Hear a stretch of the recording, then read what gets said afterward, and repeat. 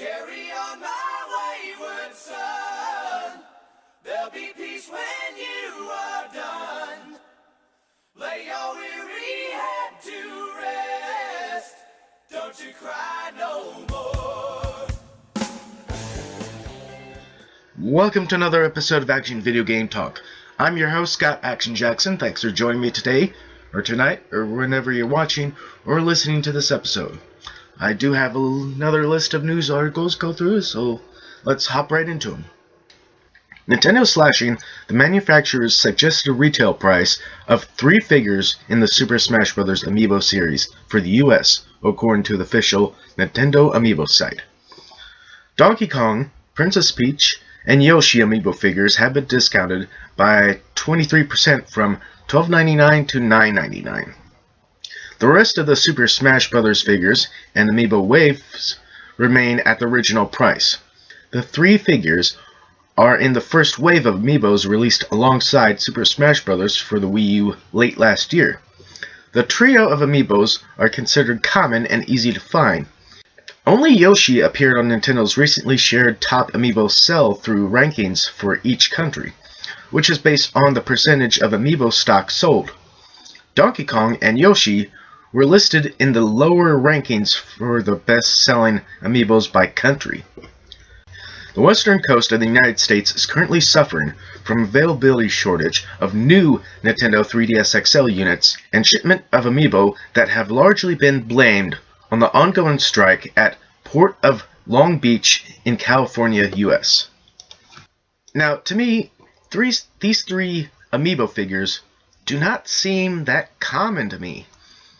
I mean, I barely see Donkey Kong. I see a bunch of Peach, but I also see very rarely Yoshi.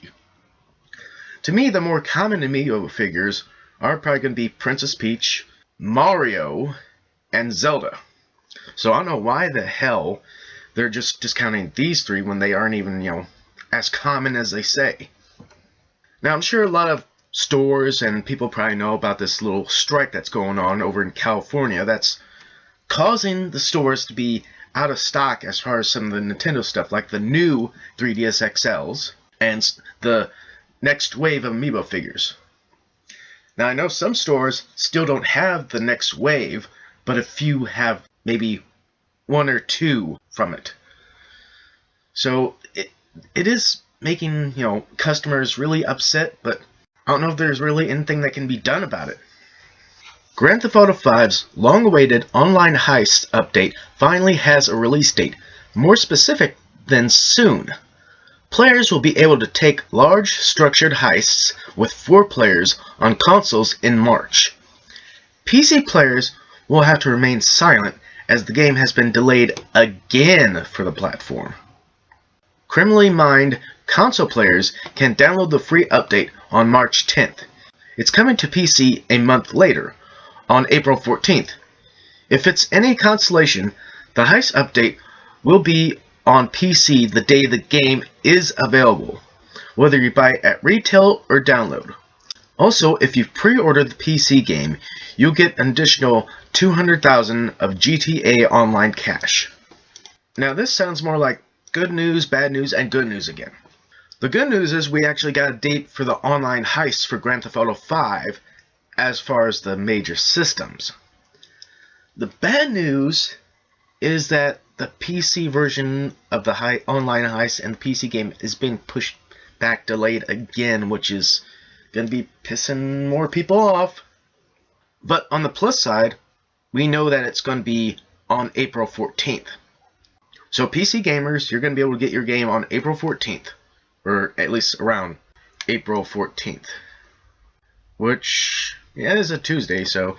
And then those who did pre-order the PC game, you probably get the extra money, well, in-game money, like everybody else has when they pre-ordered the game. And now, I know a lot of people have been looking forward to these online heists, but just take a little bit of note. Do be cautious, because when this does first come out, there probably will be online lag issues or connection issues, because everyone's going to be trying to jump online and play them at once. Batman Arkham Knight has earned a M for mature rating from the ESRB, according to Rocksteady. Previous titles in the series, Arkham Asylum, Arkham City, Arkham Origins, and Arkham Origins Black Gate, received T for teen ratings. The news comes by way of an IGN interview with Rocksteady founder Sefton Hill. Hill says that the team didn't set out to achieve a specific rating. We never did that in the previous 2 games. We just felt that this is the story that we really wanted to tell, he says. Hill navigated the ratings issue earlier in the game's development. Conversations were had with both Warner Bros. And DC in order to set the direction of the game, which features a mysterious figure known as the Arkham Knight. As far as I can tell, with the direction Rocksteady's wanting to go with this last Arkham game, it's gonna get really dark, especially for Bruce Wayne Batman. There's been many speculation and rumors that Batman/Bruce Wayne will probably end up dying in this one, so yeah, this is going to be the most bottom of the barrel that you're going to see him at. So on this type of situation, yeah, it's probably going to get a mature rating. Plus, considering how gritty and dark most of the trailers look like, yeah, this is going to be one game that's not recommended for people under, well, then again, how mature do you think it really is? I mean, it's not like it's going to have gratuitous violence, gratuitous blood, gore, and sex. Maybe 15 and over, not just 18 and over. According to a published report, Mortal Kombat X will include Predator as a playable character in a June DLC pack. An unnamed source told Videogamer.com Predator will be joined by Colonel Al Dillon, played by Carl Weathers in the original movie. Weathers has allegedly allowed for his likeness to be used for the game, the report further states. Series co-creator Ed Boon had been dropping Predator hints in his Twitter feed, posting fan photos of Predator in the game.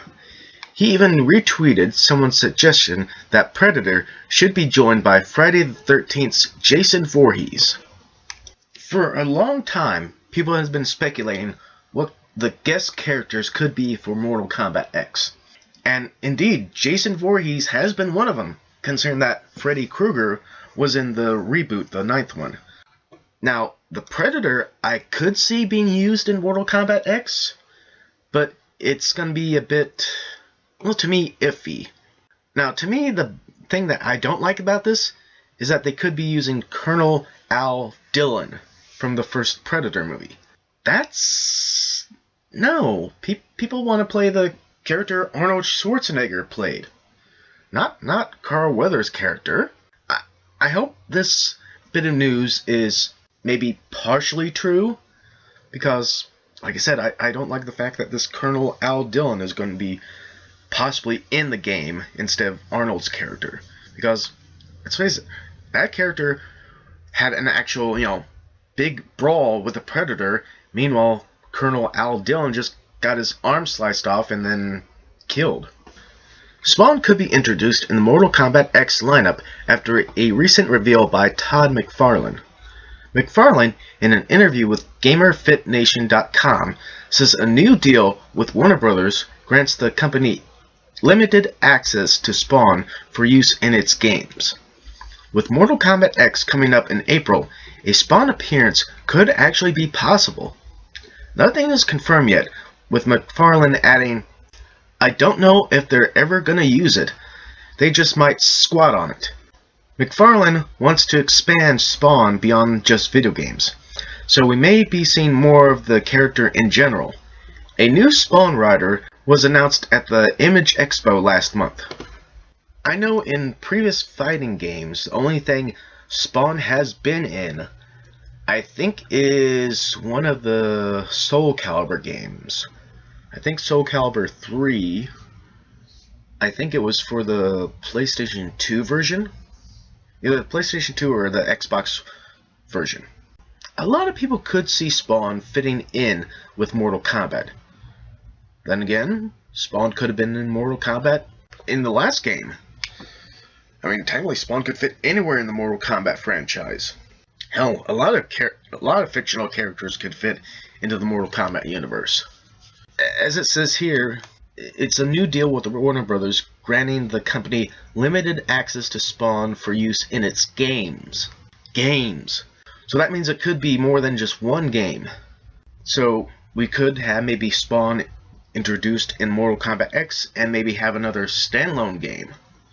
I would like to see Spawn in a Mortal Kombat game, but at this point he might be just introduced in like the Season Pass DLC later on, just like the little talks of Predator was going to be in it. Just like the talks of Predator being in a possible one. Well, that does it for this episode of Action Video Game Talk. Once again, thanks for joining me today, or tonight, or whenever you're watching, or listening to this episode. Later on, I will have the separate clips, if you want to check those out. Down below, I will have the Facebook link, if you want to go check out that page. So, until next time, bye!